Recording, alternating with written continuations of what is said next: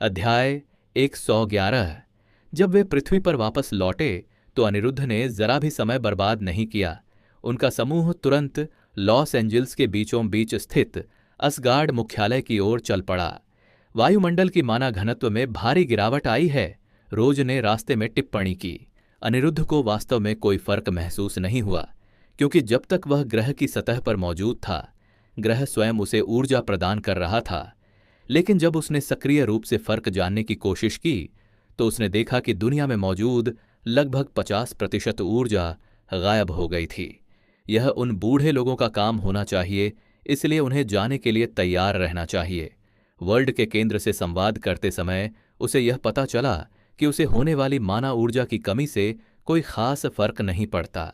वह कमी को पूरा करने के लिए आसानी से माना ऊर्जा उत्पन्न कर सकता है, भले ही इसमें कई साल लग जाएं। आखिरकार यह एक ग्रह था। मनुष्यों के जीवन काल के बराबर समय इसके लिए कुछ मिलीसेकंड के बराबर भी नहीं था। इतना ही नहीं, ग्रह के केंद्र ने हाल ही में चेतना प्राप्त की थी।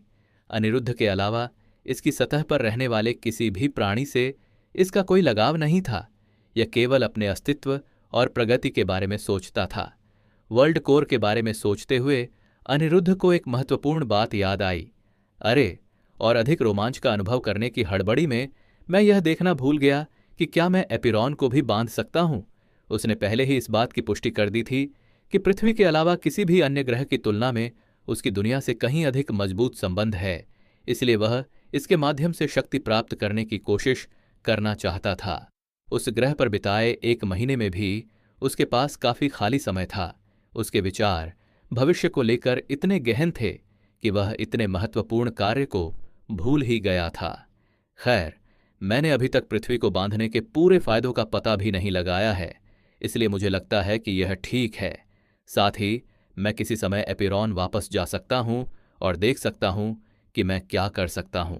जैसे ही समूह असगार्ड की गगनचुंबी इमारत की बालकनी पर पहुंचा, अनिरुद्ध अपने विचारों से बाहर आ गया। वहां बचे हुए 2 बूढ़े व्यक्तियों ने उनका स्वागत किया। अंदर आइए, यज्ञदत्त ने मुस्कुराते हुए कहा। चलने से पहले मैं आपको हमारे क्लाउड प्लेन से परिचित करा दूं। हरिदत्त के मन में अब भी थोड़ी सी नाराजगी झलक रही थी, लेकिन यह कोई बड़ी बात नहीं थी। वह अनिरुद्ध के कार्यों की आवश्यकता को समझता था। बस जिस गति से उसने ये कदम उठाए उससे वह सहमत नहीं था। उसकी आंखों में झिझक का कोई संकेत नहीं था, लेकिन उनकी योजना तो बहुत पहले ही तय हो चुकी थी। अतिरिक्त बातचीत या सौदेबाजी की कोई आवश्यकता नहीं थी। जब बैठक कक्ष में सभी लोग अपनी अपनी सीटों पर बैठ गए, जिसे अनिरुद्ध ने अपनी पहली यात्रा के दौरान देखा था, तब यज्ञदत्त ने अपना भाषण शुरू किया। इस ग्रह पर मैंने जो कुछ देखा है उसकी तुलना में हमारा क्लाउड प्लेन कहीं अधिक उन्नत है, और यहां तक कि हमारी साधना पद्धति भी काफी अलग है। शुरुआत के लिए, जिसे आप क्लास कहते हैं, हमारी दुनिया में उसके अलग अलग नाम हैं। पहली क्लास को फाउंडेशन एस्टैब्लिशमेंट रियलम कहा जाता है, जहां व्यक्ति शक्ति की ओर अपनी यात्रा शुरू करता है। दूसरी क्लास को एलिमेंटल कॉम्प्रिहेंशन रेल्म कहा जाता है, जहां व्यक्ति अपनी विशिष्टता को महसूस करता है और अपने भविष्य के मार्ग की दिशा तय करता है। यहां से मामला थोड़ा और तकनीकी हो जाता है। जिसे आप थर्ड क्लास कहते हैं, वह वास्तव में हमारे लिए 2 अलग अलग क्षेत्र हैं, कोर फॉर्मेशन और कोर एक्सपेंशन रियलम हैं। इस चरण को समझाने के लिए मुझे हमारी दुनिया के कुछ अन्य पहलुओं को समझाना होगा। हमारे निवासी अपने शरीर के भीतर मेरिडियन पथ नामक मार्गों के साथ पैदा होते हैं, और हम साधना नियमावली का अभ्यास करते हैं जो हमें अपने शरीर में माना ऊर्जा का संचार करना सिखाती है। मारिजुआना नलिकाएं माना के द्वार के रूप में कार्य करती हैं और हमारे माना उत्पादन की दक्षता और शक्ति में सहायता करती हैं, और साधना नियमावली की दक्षता भी अलग अलग होती है। सबसे निचला स्तर सामान्य स्तर है। ये वे स्तर हैं जो आम जनता के पास होते हैं, जो कभी भी फाउंडेशन एस्टैब्लिशमेंट रेल्म के अंतिम स्तर तक नहीं पहुंच पाते हैं। इसके बाद ब्लैक ग्रेड आता है, फिर अर्थ और स्काई ग्रेड, और अंत में हेवन और डिवाइन ग्रेड। प्रत्येक की दुर्लभता बढ़ती जाती है। डिवाइन ग्रेड की नसें स्वर्ग को चुनौती देने वाले प्रतिभाशाली व्यक्तियों का संकेत देती हैं, और डिवाइन ग्रेड की साधना तकनीकें सामान्य प्रतिभा वाले व्यक्ति को अपेक्षाकृत शक्तिशाली प्रतिभाशाली व्यक्ति में बदल सकती हैं। मैं इसका जिक्र इसलिए कर रहा हूं क्योंकि ये कोर फॉर्मेशन और एक्सपेंशन रियल्म्स के बारे में बात करने के लिए महत्वपूर्ण हैं। हालांकि मेरिडियन का उद्देश्य माना के प्रवाह को नियंत्रित करना है, लेकिन ये शक्ति के उच्च स्तरों के लिए हमेशा पर्याप्त नहीं होते हैं, खासकर यदि किसी के पास उच्च श्रेणी के मेरिडियन न हो। और इस प्रकार हम केंद्र बनाते हैं। इनका स्थान साधक पर निर्भर करता है, लेकिन इनका केंद्र मूलतः इनके संपूर्ण मार्ग का केंद्र होता है। यह नियमन, दक्षता, शक्ति में सहायता करता है और यहाँ तक कि मन क्षमता को भी बढ़ाता है। जिसे आप थर्ड क्लास कहते हैं, उसके पहले 50 लेवल्स के दौरान हम अपने मूल सिद्धांतों को मौजूदा प्रणाली के अनुरूप बनाने और विकसित करने का काम करते हैं, और उत्तरार्ध में, जैसा कि नाम से ही स्पष्ट है, हम उनका विस्तार करते हैं। और अंत में, जिसे आप फोर्थ क्लास कहते हैं, यह क्लास भी 2 क्षेत्रों में विभाजित है, लेकिन ये कहीं अधिक जटिल हैं। ये हैं लॉ कनेक्शन और लॉसी रीलम्स। इन क्षेत्रों की प्रक्रियाओं के बारे में अभी वर्णन करने की आवश्यकता नहीं है, क्योंकि वे इस समय हम सभी से बहुत दूर हैं। जैसे जैसे अनिरुद्ध सुनता गया, उसे एहसास होता गया कि क्लाउड प्लेन सचमुच साधना का एक अनोखा संसार है। नसों से लेकर संप्रदायों और स्वर्ग तक सब कुछ वहां व्याप्त था। ऐसा लग रहा था मानो यह अवधारणा किसी नोवेल से ली गई हो, या शायद नोवेल क्लाउड प्लेन जैसे स्थानों से प्रेरित हों। विभिन्न लोकों के बारे में कुछ और चर्चा करने के बाद यज्ञदत्त ने दुनिया की शक्ति संरचना के बारे में बताया। यहाँ 5 महाद्वीप थे, प्रत्येक दिशा में 4 और एक केंद्र में। उन सभी शक्तियों में सबसे शक्तिशाली जेड हेवनली पैलेस था, जो मध्य महाद्वीप पर शासन करता था, और अन्य 4 महाद्वीपों पर भी उसका कुछ प्रभाव था, जिनके अपने अपने शासक थे। जेड हेवनली पैलेस में लॉ कनेक्शन रियलम के दर्जनों फोर्थ क्लास के प्राणी थे, और कुछ तो लॉसी रियलम में भी प्रवेश कर चुके थे। वहीं दूसरी ओर बर्निंग सन सेक्ट जैसी शक्तियां, जहां से वे बूढ़े लोग आए थे, जिन्हें मध्यम आकार की शक्तियां माना जा सकता है, उनमें लॉ कनेक्शन रियलम के केवल 1 या 2 विशेषज्ञ ही थे।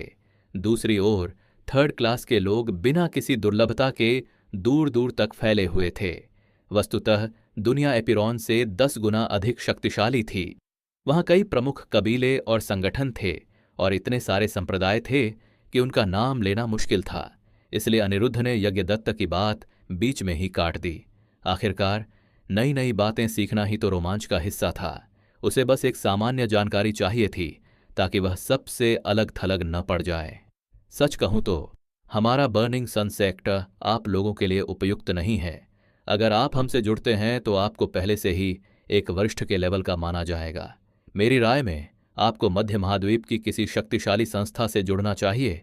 अनिरुद्ध ने उसकी आवाज के लहजे से एक बात समझ ली। पहले जब यज्ञदत्त ने कहा था कि केवल वही उनके साथ क्लाउड प्लेन में जा सकता है, उसके विपरीत अब उसने लड़कियों को भी शामिल कर लिया था। ऐसा लग रहा था कि पिछली मुलाकात के दौरान उन्होंने जो शक्ति दिखाई थी, उससे उसका इरादा बदल गया था। ठीक है, अब और बात करने की जरूरत नहीं है। हम मध्य महाद्वीप की शक्तियों को पहले से ही जानते हैं, इसलिए समय आने पर हम चुन सकते हैं कि किससे जुड़ना है। अभी के लिए चलिए दुनिया की ओर चलते हैं, अनिरुद्ध ने कहा, और यज्ञदत्त मान गया। वे पृथ्वी पर अपना मिशन पूरा कर चुके थे, इसलिए रुकने का कोई कारण नहीं था। वे बस कुछ और हफ्तों तक अनिरुद्ध का इंतजार करते रहे। लेकिन अचानक अनिरुद्ध के दिमाग में एक अहम बात आई। आप लोग यहां आए कैसे? वह बिना किसी सहायता के आसानी से अंतरिक्ष में विचरण कर सकता था, लेकिन यह केवल इसलिए संभव था क्योंकि उसे थर्ड क्लास के रूप में सेलेस्टियल क्षमता प्राप्त थी। यह क्षमता बहुत कम लोगों में पाई जाती थी, अन्यथा पृथ्वी इतने वर्षों तक बाहरी ताकतों के आक्रमण के बिना अलग थलग नहीं रह पाती। यज्ञदत्त ने हल्की सी मुस्कान बिखेरी और बालकनी की ओर चल पड़ा। चलो पहले कहीं एकांत जगह चलते हैं। समूह शहर से काफी दूर एक खाली मैदान में उतरा। इससे पहले कि यज्ञदत्त ने अपने स्थानिक छल्ले से कुछ निकालने का इशारा किया, चमक! उनकी आंखों के सामने एक विशालकाय वाहन खड़ा था, जिसका आकार पर्वतीय तलवार जैसा था। यह हमारा उड़ने वाला खजाना है। इससे बड़े वाहन बहुत आम नहीं हैं, लेकिन जेड हेवनली पैलेस ने ऐसे मिशन प्राप्त करने वालों को ये सौंपे हैं। हालांकि यह खजाना केवल स्काई ग्रेड का है, फिर भी यह हमें कुछ ही महीनों में हमारी दुनिया तक ले जा सकता है। सिर्फ स्काई ग्रेड? अनिरुद्ध ने उलझन में पूछा। क्या स्काई ग्रेड उनके पूरे सिस्टम में तीसरा सबसे ऊंचा ग्रेड नहीं था? हाँ, जब असीम अंतरिक्ष में विचरण करने वाले उड़ने वाले खजानों की बात आती है तो स्काई ग्रेड न्यूनतम स्तर है। हेवनली ग्रेड और अस्तित्व में मौजूद कुछ डिवाइन ग्रेड के खजाने कहीं अधिक तीव्र हैं, उनकी रक्षा क्षमता कहीं अधिक है और वे अपने विशेष तोपखाने से साधकों और अंधकार में रहने वाले राक्षसों को भी मार सकते हैं। अनिरुद्ध ने अपनी भौहें उठाईं, लेकिन कोई टिप्पणी नहीं की। उसे कुछ पता नहीं था, इसलिए टिप्पणी करना उसका काम नहीं था। इसके बजाय वह सीधे अपने सामने मौजूद विशाल तलवार खजाने में कदम रख दिया। अब एक नई दुनिया देखने का समय आ गया था। अध्याय 112 अनंत। उनके चारों ओर चमकते तारों से भरा अंधकार का सागर सचमुच अनंत था। ऐसा लग रहा था मानो किसी असीम खाई में देख रहे हों जो सब कुछ निगल सकती है, फिर भी वह जीवन से भरपूर थी। अनिरुद्ध के समूह को पृथ्वी छोड़कर क्लाउड प्लेन की ओर रवाना हुए 1 महीना हो चुका था और वे आखिरकार यह देख पाए कि प्रत्यक्ष ब्रह्मांड पृथ्वी पर पहले की धारणाओं से कितना अलग था। मिल्की वे गैलेक्सी खुद अब मौजूद नहीं रही थी। इसके बजाय वह अपने आसपास के क्षेत्रों के साथ मिलकर एक विशाल तारों का क्षेत्र बन चुकी थी। इस गैलेक्सी में मौजूद अधिकांश गैस प्लैनेट कहीं दिखाई नहीं दे रहे थे और यहां तक कि मंगल भी लगभग पूरी तरह शून्य में विलीन हो चुका था। जब यज्ञदत्त से इस घटना के बारे में पूछा गया तो उनका जवाब सरल था। हर प्लैनेट में माना के अनुकूल होने की क्षमता नहीं होती है। जिन प्लैनेट्स में भौतिक द्रव्यमान कम था या जो बुद्धिमान जीवन को जन्म नहीं दे सकते थे, वे ऐसे यूनिवर्स के लिए उपयुक्त नहीं थे जिसमें माना का परिचय कराया गया हो। इन प्लैनेट्स के वर्ल्ड कोर इस नई ऊर्जा को विकसित करने और उसे सुगम बनाने में सक्षम नहीं थे, जिसके कारण या तो उन्हें अनंत शून्य के भीतर कहीं और निर्वासित कर दिया गया या बिना किसी आवाज के नष्ट कर दिया गया। इन विशाल खगोलीय पिंडों के बिना किसी निशान के गायब हो जाने के विचार मात्र से ही वहां मौजूद सभी लोग भयभीत हो गए, लेकिन उन्होंने तुरंत इस भय को दूर कर दिया। उनके पास इतनी शक्ति या क्षमता नहीं थी कि वे इतने बड़े पैमाने पर होने वाले विनाश को समझ सकें। इसके बजाय उन्होंने पृथ्वी के चारों ओर अंतरिक्ष में मौजूद नई दुनियाओं पर ध्यान केंद्रित किया। पता चला कि खोजे गए कई बाह्य प्लैनेट अभी भी उसी क्षेत्र में मौजूद थे, लेकिन पृथ्वी की तरह विकसित नहीं हुए थे। वहां अनगिनत नई दुनियाएं भी थीं जो जीवन से भरपूर थीं। अपनी यात्रा के छोटे से महीने में ही वे 3 अन्य दुनियाओं का पता लगा चुके थे, जो या तो पृथ्वी जैसी प्रारंभिक दुनियाएं थीं या क्लाउड प्लेन जैसी मध्य दुनियाएं थीं। ये वर्गीकरण भी यज्ञदत्त द्वारा प्रदान किए गए थे। जाहिर तौर पर वे माना घनत्व और शुद्धता के साथ साथ दुनिया में रहने वाले प्राणियों की शक्ति और संख्या पर भी आधारित थे। उन उच्चतर लोकों के बारे में कहा जाता था जिन्हें उनमें से किसी ने कभी नहीं देखा था कि उनमें दर्जनों डेमीगॉड रहते हैं और उनका परिवेशीय माना ऊर्जा उनके जैसे लोगों के लिए स्वर्गिक अनुभव कराता है। लेकिन अनिरुद्ध को इस बात पर पूरी तरह से विश्वास नहीं था। माना कि शुद्धता की बात छोड़ दें तो अविकसित डेमीगॉड्स की इतनी बड़ी संख्या वाले संसारों का अस्तित्व उन्हें रास नहीं आ रहा था। क्या वे और अधिक शक्ति प्राप्त करना नहीं चाहते थे? ऐसी क्या बात थी जो उन्हें उस मार्ग को छोड़कर अपने संसारों में ही रहने के लिए प्रेरित करती? फिर भी उसने काल्पनिक बातों से अपना ध्यान हटाने की पूरी कोशिश की। उड़ने वाला यह खजाना अनिरुद्ध के समूह के लिए एक और आश्चर्य था। यह एक आलीशान क्रूज जहाज जैसा था जिसमें कई आधुनिक सुविधाएं मौजूद थीं। इसमें ऐसे हॉल थे जिनमें कई शयन कक्ष थे और अगर एक कमरे में 4 लोग रहें तो सैकड़ों लोग ठहर सकते थे। इसके अलावा इसमें प्रशिक्षण और भोजन कक्ष भी थे। वहां एक मनोरंजन केंद्र भी था जो बोरियत दूर करने के लिए बनाया गया था। हालांकि अनिरुद्ध ने अभी तक वहां का दौरा नहीं किया था, लेकिन वह थोड़ा उत्सुक था कि वहां क्या होगा। मनोरंजन संस्कृति भी अलग अलग दुनियाओं में भिन्न होती है। हालांकि एक चीज ऐसी थी जिसके बारे में वह सबसे ज्यादा उत्साहित था। जहाज का अपना गुरुत्वाकर्षण क्षेत्र था, जिससे जहाज पर सवार लोग अपने कमरों से जुड़ी बालकनियों का इस्तेमाल कर सकते थे और ऐसा महसूस कर सकते थे जैसे वे सचमुच विशाल अंतरिक्ष में अकेले खड़े हों। अनिरुद्ध इस बात को लेकर इतना उत्साहित क्यों था? दरअसल यह महज घूमने फिरने के लिए नहीं था, बल्कि यह प्रशिक्षण के लिए था।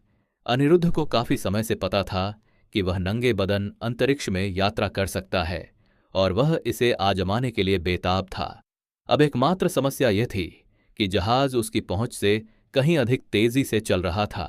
अगर वह कुछ मिनटों के लिए भी जहाज के परिसर से बाहर निकलता तो वह वहीं फंस जाता।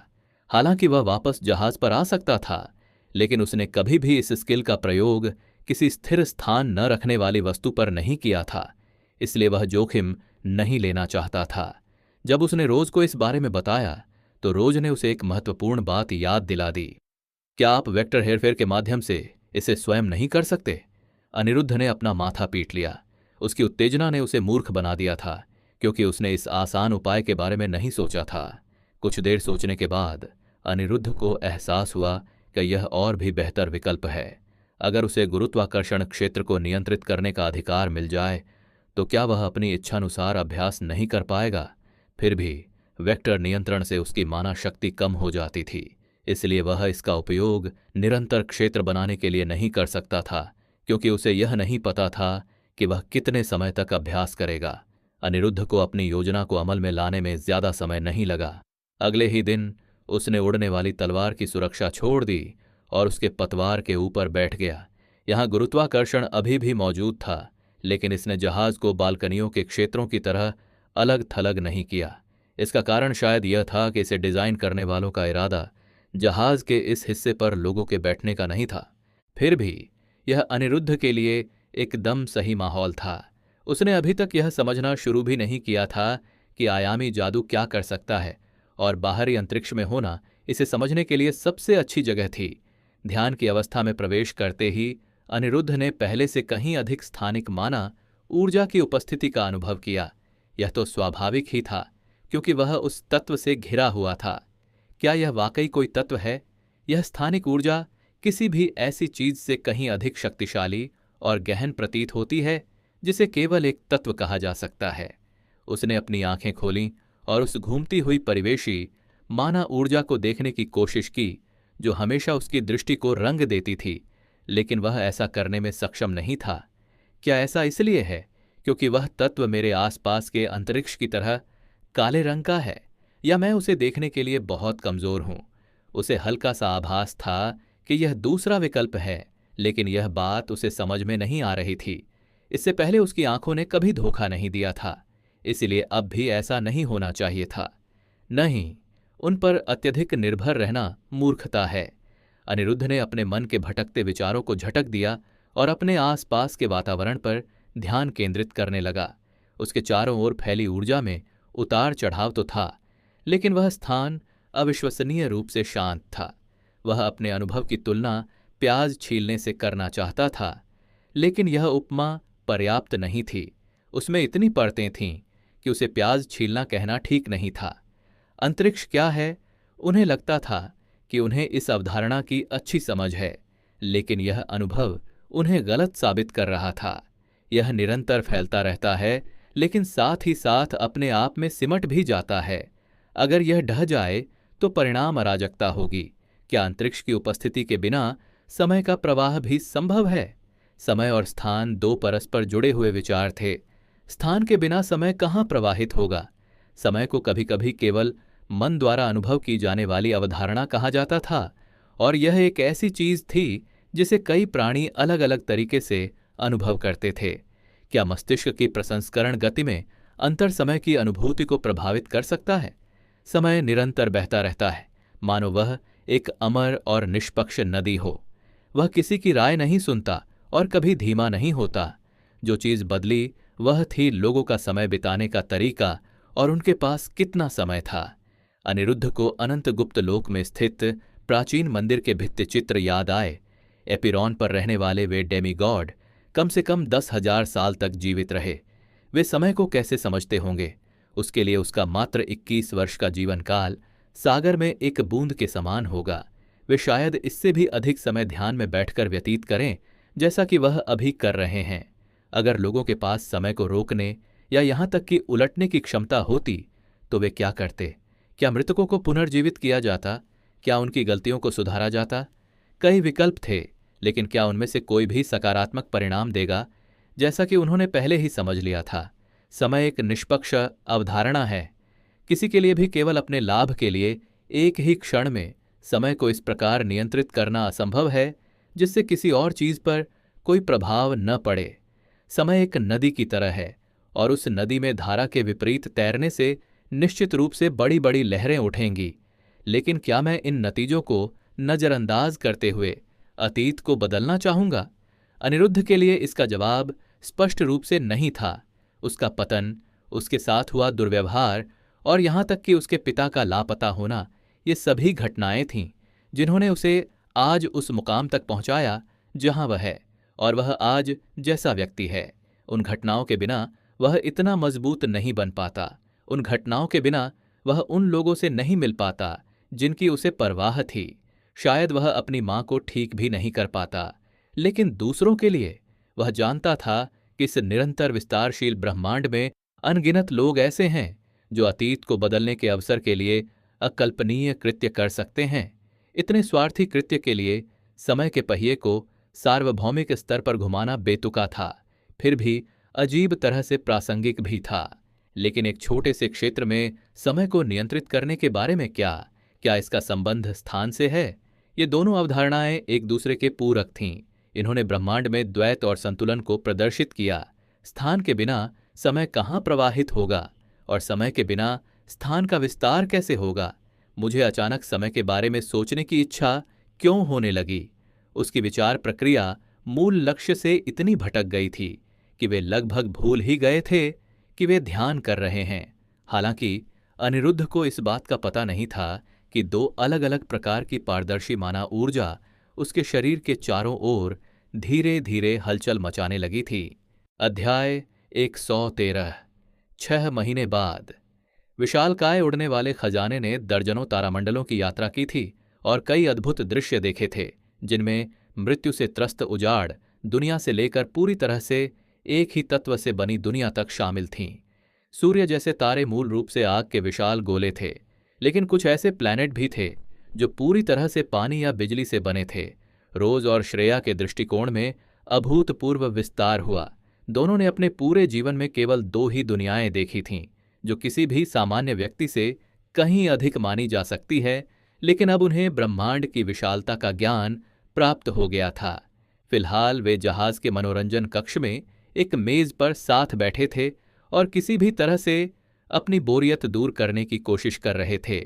वे अक्सर झगड़ते थे, अक्सर प्रशिक्षण लेते थे और कुछ समय के लिए महारानियों की तरह विलासितापूर्ण जीवन भी जीते थे, लेकिन उनकी यात्रा इतनी लंबी थी कि उन्हें मनोरंजन के कोई निरंतर स्रोत नहीं मिल पाए। अब तक दोनों के बीच उतना टकराव नहीं रहा था जितना पहली मुलाकात में था। यहां तक कि पहले की तरह लड़ना भी अब उबाऊ लगने लगा था। अंतरिक्ष यात्रा का विचार तो मनोरंजक था, लेकिन यह हमेशा से एक लंबी प्रक्रिया रही है और अगर उनके पास बात करने के लिए एक दूसरे का साथ न होता तो अकेलापन जल्द ही असहनीय हो जाता। वह अभी तक वापस नहीं आया? श्रेया ने आह भरते हुए पूछा। नहीं, रोज ने जवाब दिया। वह पहले लगभग हर हफ्ते हमसे बातचीत करने के लिए आते थे, लेकिन पिछले 4 महीनों से उन्होंने अपना पद नहीं छोड़ा है। क्या हमें यकीन है कि वह रास्ते में कहीं फंस नहीं गया? यह कैसे संभव हो सकता है? अगर सच में ऐसा हुआ होता तो झारा अभी पागल हो रही होती। रोज ने अपने बगल में बैठे भेड़िए के रेशमी फर को सहलाते हुए कहा। मैं उसके बिना भी ठीक हूं। वह बस मेरा सबसे अच्छा दोस्त है, बस इतना ही। झारा ने अकड़कर शिकायत की, जिससे दोनों लड़कियां हंस पड़ीं। वे दोनों जानती थीं कि वह इस तरह तभी बात कर सकती थी जब उसे उसकी उपस्थिति स्पष्ट रूप से महसूस हो रही हो। उसने मुझसे काफी समय से कुछ नहीं कहा है, लेकिन मुझे अब भी ऐसा महसूस हो रहा है कि वह उसी स्थिति में है जहां वह पिछली बार था। जहाज की छत से झांकने की कोशिश करते हुए लड़कियों ने आह भरी। मुझे आश्चर्य है कि वह क्या कर रहा होगा। इस बीच वह व्यक्ति किसी प्राचीन भिक्षु की तरह धैर्य का अभ्यास करते हुए बैठा रहा। जैसा कि लड़कियों ने बताया, वह कई महीनों से अपनी जगह से हिला तक नहीं था। उसके शरीर को घेरे हुए माना की 2 धाराओं में से एक उग्र धारा में बदल गई थी, जबकि दूसरी में शायद ही कोई बदलाव आया था और वह खुद को प्रकट करने की कोई जल्दी में नहीं थी। इसकी उपस्थिति इतनी नगण्य थी कि जब अनिरुद्ध ने विराम लिया या अपने ध्यान में फिर से प्रवेश किया, तब भी उसे इसके अस्तित्व का एहसास नहीं हुआ। एक बार फिर आंखें खोलते हुए अनिरुद्ध ने एक गहरी सांस ली। आयामी जादू पागलपन है। 7 महीने बीत चुके थे जब से वह अपने प्रशिक्षण में पूरी तरह से लीन था, लेकिन उसने नाम मात्र की ही प्रगति की थी। खैर, यह पूरी तरह सच नहीं था, लेकिन उसे ऐसा ही महसूस हो रहा था। छोटे पैमाने पर उन्होंने जबरदस्त प्रगति की थी।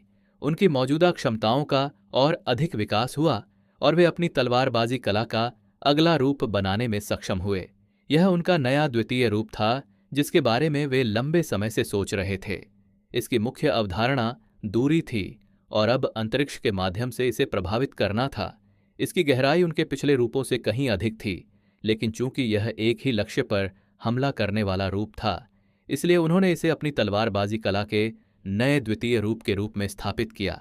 चूंकि वह कलाकृति को बिल्कुल शुरुआत से बना रहे थे, इसलिए इस तरह की चीजें उनके लिए आसान थीं।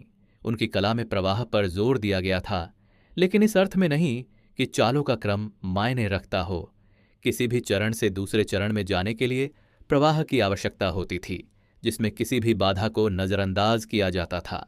समस्या यह थी कि सुधारों के बावजूद भी उसकी आयामी जादू की क्षमता लेवल 1 पर ही अटकी हुई थी। यहां तक कि जिसे वह पहले एक बड़ा सुधार मानता था, वह भी इस नई क्षमता की सतह को छूने जितना भी नहीं था। अपनी शक्ति की वास्तविक सीमा का अनुमान लगाते हुए अनिरुद्ध धीरे धीरे अपनी जगह से उठा। दूर उसे एक विशाल प्लैनेट दिखाई दिया, जो एपिरॉन से भी थोड़ा बड़ा था, और जहाज की दिशा से अनुमान लगाते हुए यही उनका गंतव्य था। वे अंततः क्लाउड प्लेन तक पहुंच गए थे।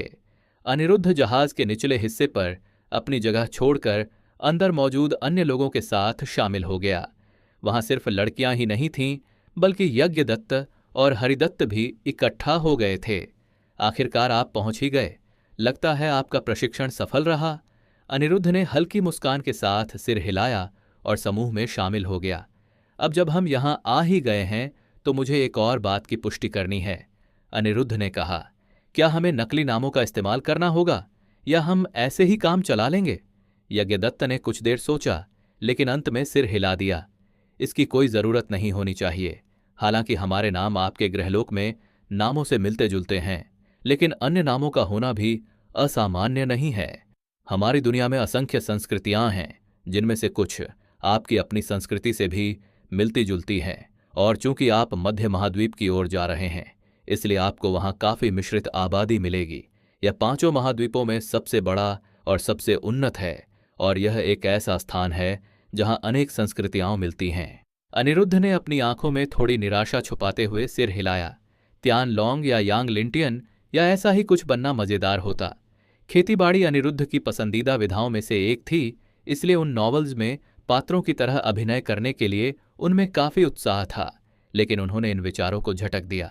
अगर इस दुनिया में मेरा नाम सामान्य है, तो मैं अब भी ये सब काम कर सकता हूं। मेरी इच्छा सूची में सबसे पहले है किसी युवा मालिक को नाराज करना। मेरी इच्छा सूची में दूसरा है किसी खूबसूरत लड़की को पाना। जैसे जैसे वह निरर्थक बातें सोचता गया, उड़ता हुआ जहाज क्लाउड प्लेन के वायुमंडल में प्रवेश कर गया। आश्चर्यजनक रूप से माना घनत्व एपिरॉन की तुलना में थोड़ा कम था, लेकिन इतना कम नहीं कि ध्यान देने योग्य हो। अनिरुद्ध को इसका पता इसलिए चला क्योंकि वह पहले से ही एक वर्ल्ड कोर से जुड़ा हुआ था। इस जुड़ाव ने उसे परिवेशीय माना के प्रति अधिक संवेदनशील बना दिया था। यह साधना के कारण ही होना चाहिए। आबादी का एक बड़ा हिस्सा अनुभव प्राप्त करने के सामान्य तरीके के बजाय लंबे समय तक परिवेशीय ऊर्जा को अवशोषित करने में व्यतीत करता है, इसलिए प्लैनेट को निश्चित रूप से असफलताओं का सामना करना पड़ेगा। अनिरुद्ध ने यज्ञदत्त की ओर देखा। खैर, ऐसी परिस्थितियों में मैं अन्य प्लैनेट से माना शक्ति प्राप्त करने की आवश्यकता को समझ सकता हूं। सौभाग्य से इस दुनिया में धर्मी और दुष्ट मार्ग के बीच एक मजबूत विभाजन है और धर्मी संप्रदायों का ही नियंत्रण है। अनिरुद्ध ने कुछ समय पहले ही धर्म और अधर्म के मार्ग के बारे में जाना था। शक्ति प्राप्त करने के लिए दोनों मार्ग कारगर थे, लेकिन उनमें मुख्य अंतर नैतिकता का था। दुष्ट मार्ग के साधक अपने स्वार्थ के लिए नरसंहार और सामूहिक हत्या करने से भी पीछे नहीं हटते थे। वे घृणित तकनीकों और विधियों का भी अभ्यास करते थे। इन विधियों में शक्ति को शीघ्रता से बढ़ाने के लिए विभिन्न साधनों का उपयोग किया जाता था, जिसके परिणाम स्वरूप आधारभूत स्किल का हनन होता था। इनमें से कुछ नियमावली लोगों को दूसरों से एक्सपीरियंस चुराने की अनुमति भी देती थीं, हालांकि वे शायद ही कभी प्रभावी होती थीं। जो नियमावली ऐसा कुशलतापूर्वक कर सकती थीं, उन्हें संभवतः दिव्य श्रेणी की नियमावली माना जाता था, लेकिन आमतौर पर लोग जिन नियमावली का उपयोग करते थे वे इस स्तर तक नहीं पहुंचती थीं। इस प्रकार उन्हें अपनी शक्ति के मार्ग पर आगे बढ़ने के लिए और अधिक पीड़ितों की आवश्यकता थी, जिसके परिणाम स्वरूप उपर्युक्त घृणित कृत्य हुए। अनिरुद्ध यह कल्पना भी नहीं करना चाहता था कि अगर इस दुनिया में दुष्ट मार्ग के साधक अधिक प्रचलित होते तो पृथ्वी का क्या हाल होता। सही राह पर चलने वाले लोग वे हो सकते हैं जिनमें थोड़ी सी भी नैतिकता हो। हालांकि अनिरुद्ध इस बात से सहमत नहीं था।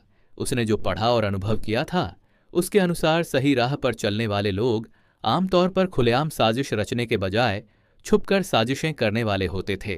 खैर, वह सामान्यीकरण नहीं करना चाहता था, क्योंकि वह जानता था कि इस श्रेणी में बहुत से सच्चे और ईमानदार लोग होंगे, जबकि अधिकांश लोग उसी की तरह अस्पष्ट श्रेणी में आएंगे।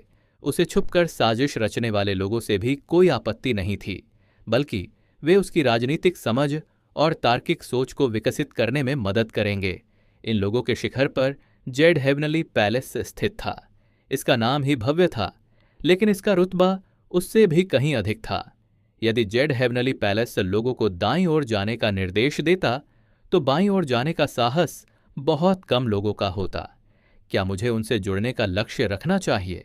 उन्होंने इस बारे में जरूर सोचा था, लेकिन वे अभी अभी इस दुनिया में आए थे। सिर्फ सुनी सुनाई बातों के आधार पर फैसला लेना मूर्खता होगी। जब वह तार्किक रूप से सोचने की कोशिश कर रहा था, तभी जहाज अंततः एक विशाल शहर के बाहर जमीन पर उतरा। शहर चारों ओर से एक बड़ी दीवार से घिरा हुआ था, संभवतः जंगली बीस्ट्स को अंदर आने से रोकने के लिए, और उसका पूरा स्वरूप आग की लपटों की तरह लग रहा था।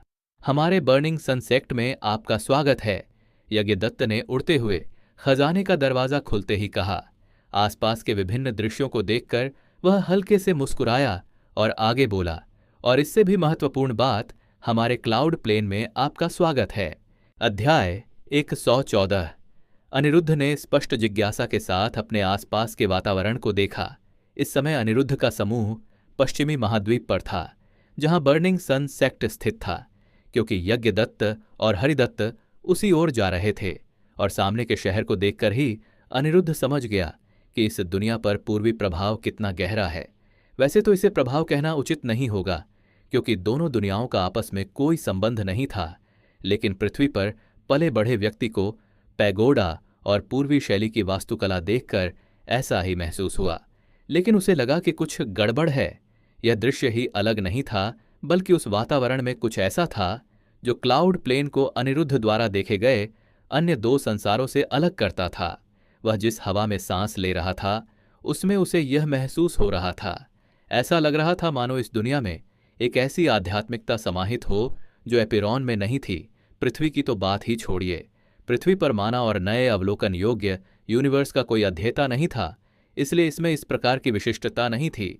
जहां तक एपिरॉन की बात है, उसने क्लाउड प्लेन में कदम रखने तक इस अंतर को महसूस नहीं किया था।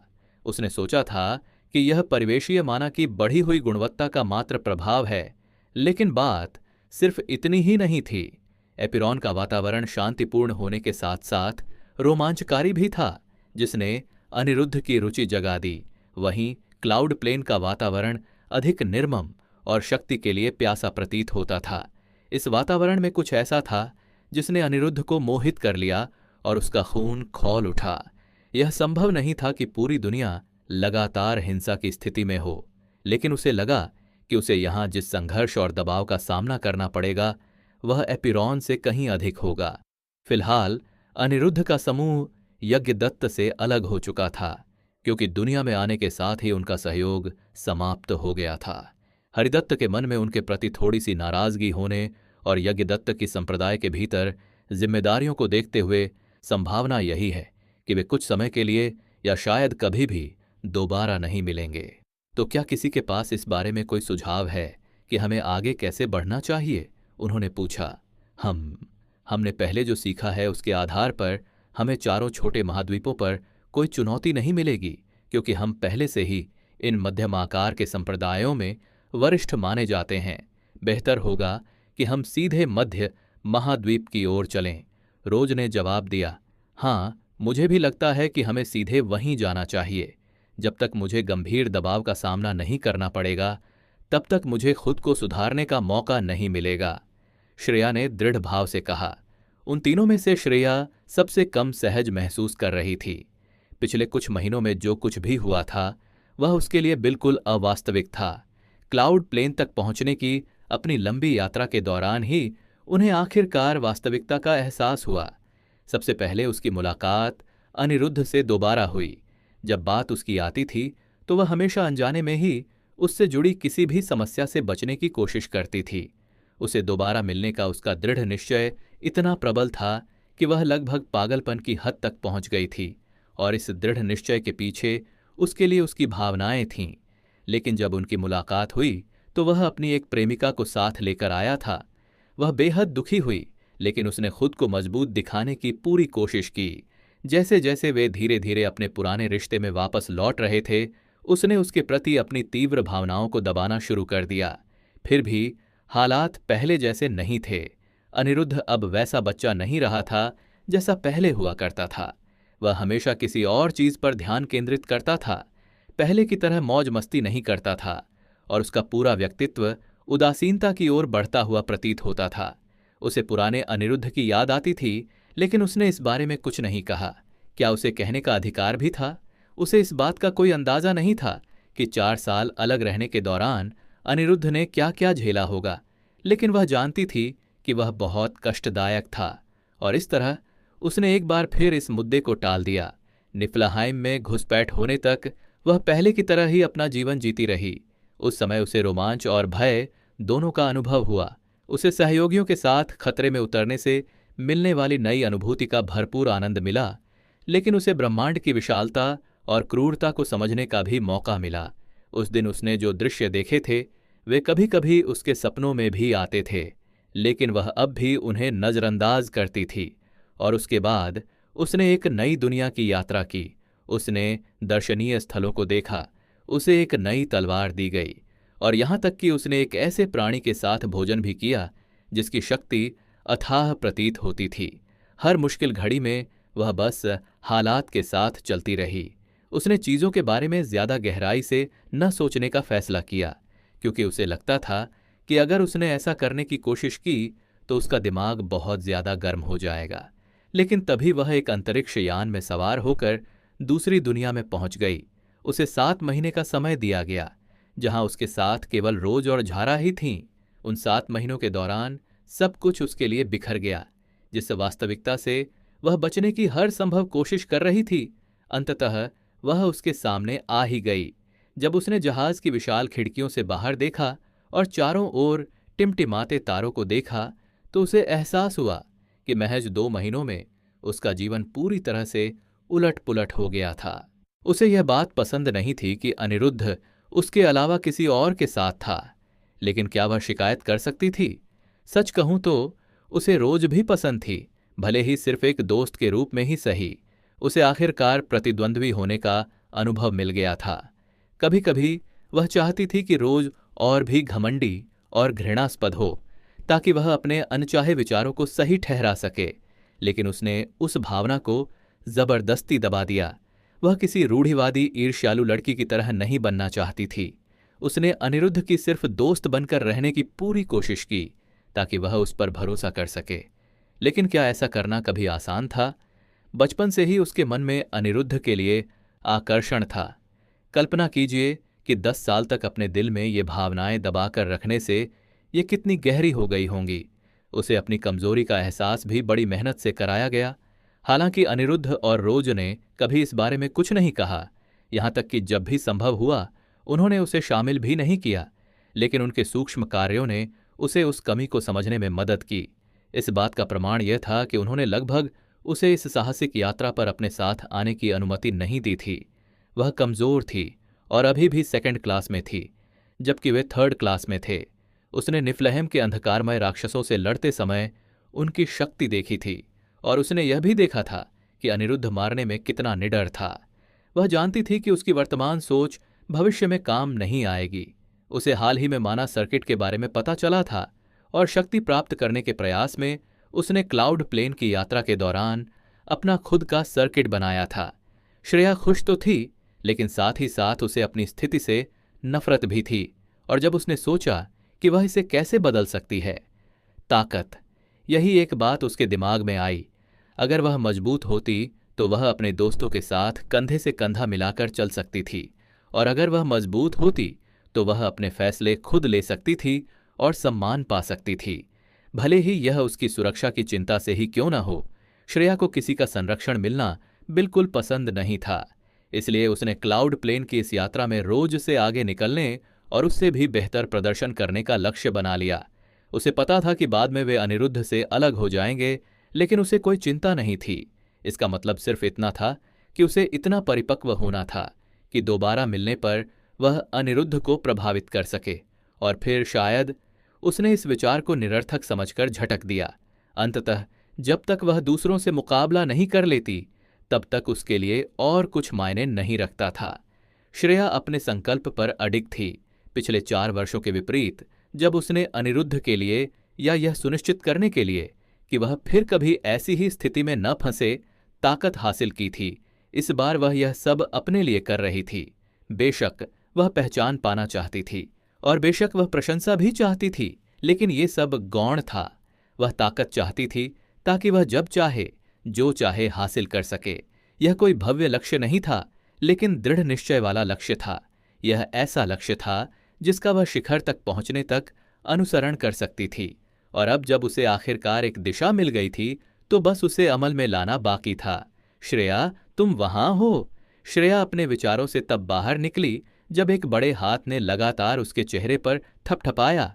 मैं यहां हूं, मैं यहां हूं, अजीब हरकतें करना बंद करो, उसने हाथ झटकते हुए कहा। जाहिर है वह हाथ अनिरुद्ध का था।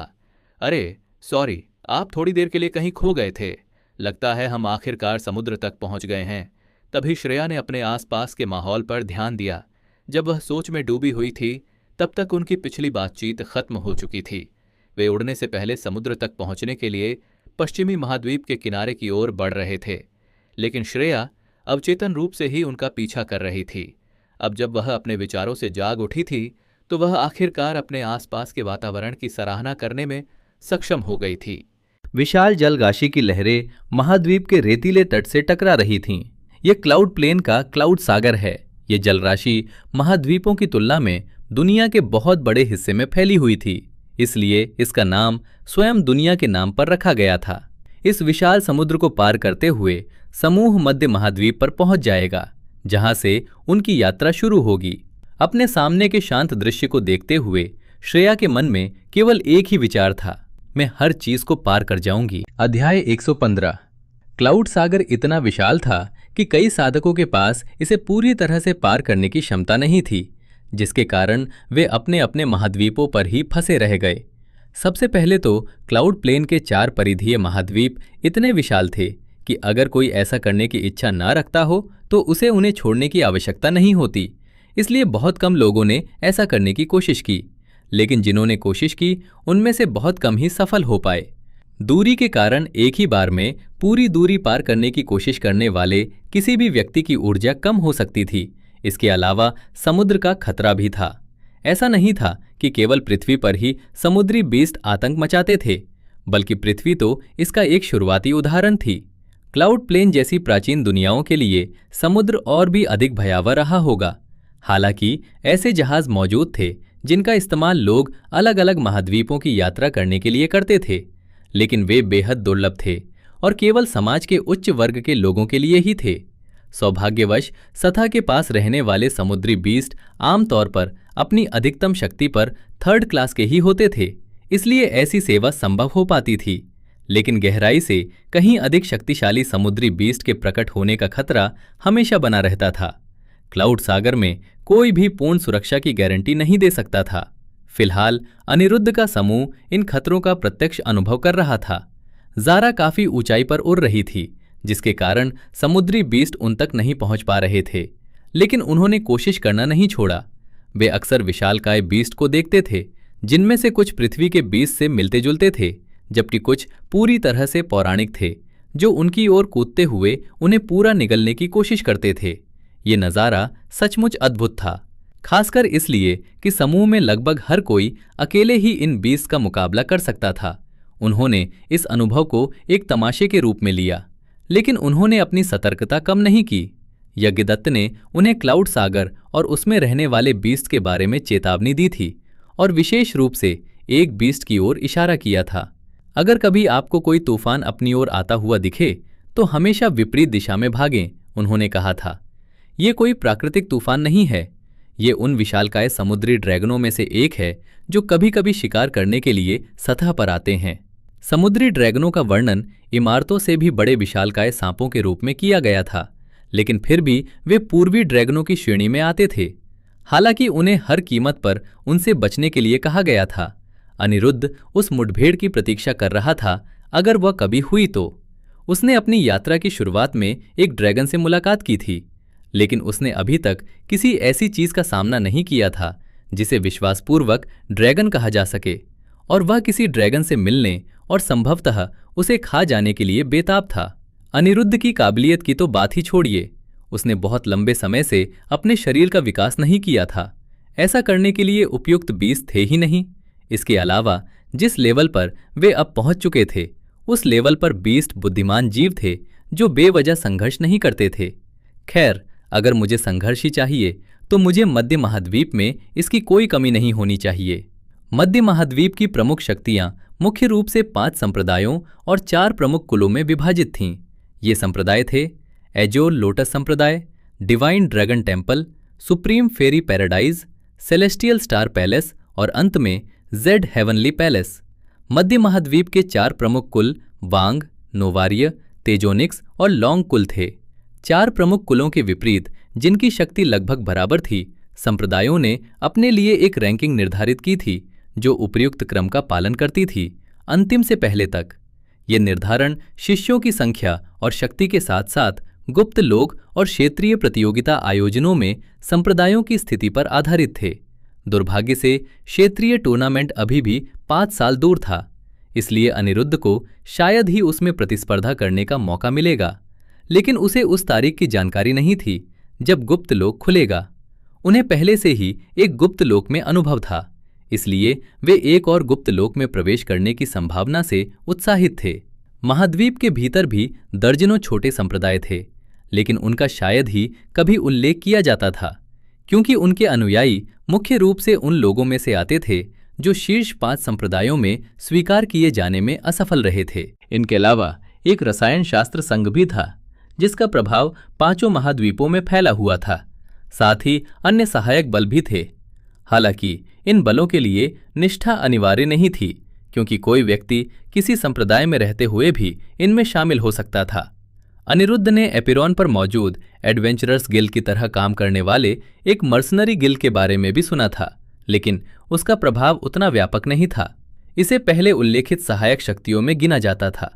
अचानक अनिरुद्ध ने अपना सामान खोला और उसमें से क्रिस्टल का एक छोटा सा टुकड़ा निकाला जो यज्ञदत्त ने उसे दिया था। किसने सोचा होगा कि आत्मा के पत्थर सचमुच मौजूद होते हैं। इस साधना जगत की मुद्रा वास्तव में आत्मा पत्थर थे।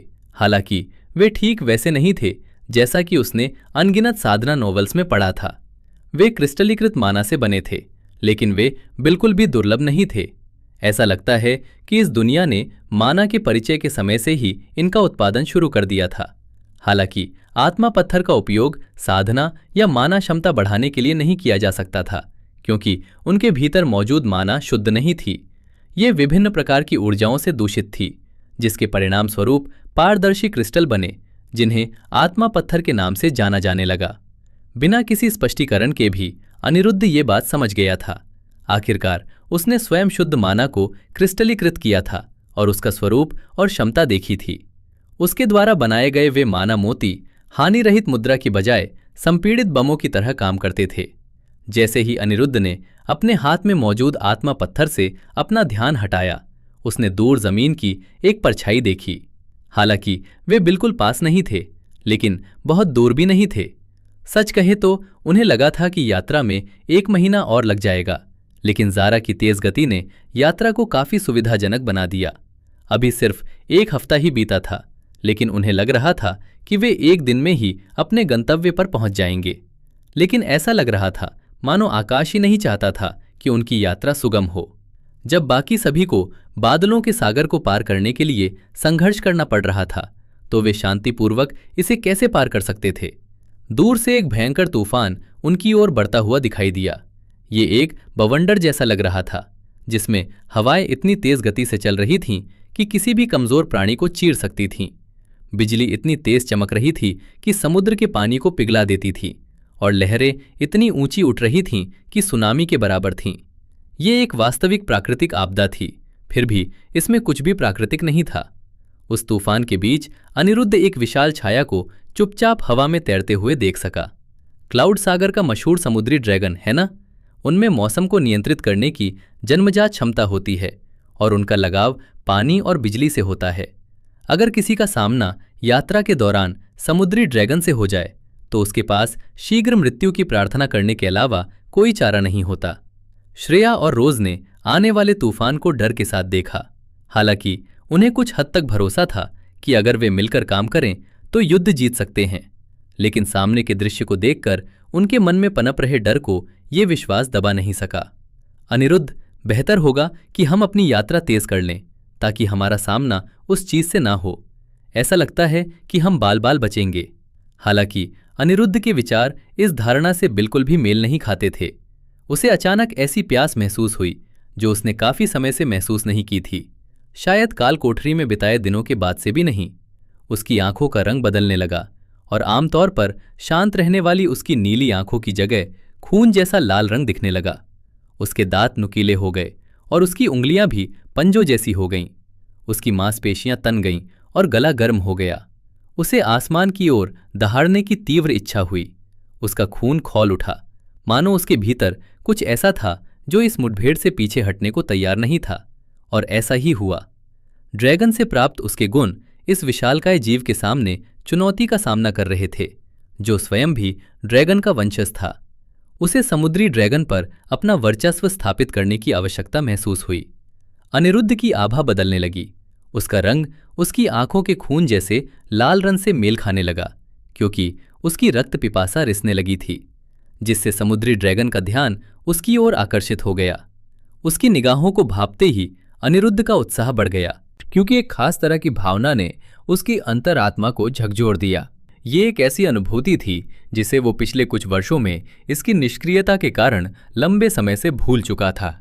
यही वो अंतर्ज्ञान था जिसने उसे बताया कि अपने शिकार को खाने से उसे कब लाभ होगा। मुझे वो शक्ति चाहिए। वॉइड एवोल्यूशन सिस्टम स्टोरी को आगे देखने के लिए सब्सक्राइब करें tell time FM YouTube channel को।